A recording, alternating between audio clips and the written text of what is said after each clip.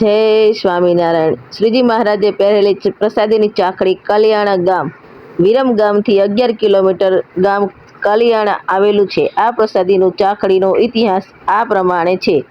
વચનામૃતમાં જેની નિષ્ઠા વખાણી છે, જેવા દામોદર ભગત ભગવાન શ્રી સ્વામિનારાયણે આ પ્રસાદીની ચાકડી દામોદર ભગતને આપી હતી।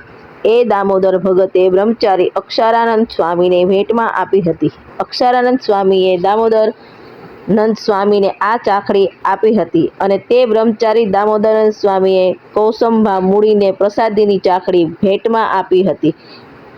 તેમના પુત્ર ભૂદરભાઈ કરશનભાઈ મૂડીના ઘરે રાખવામાં આવી છે।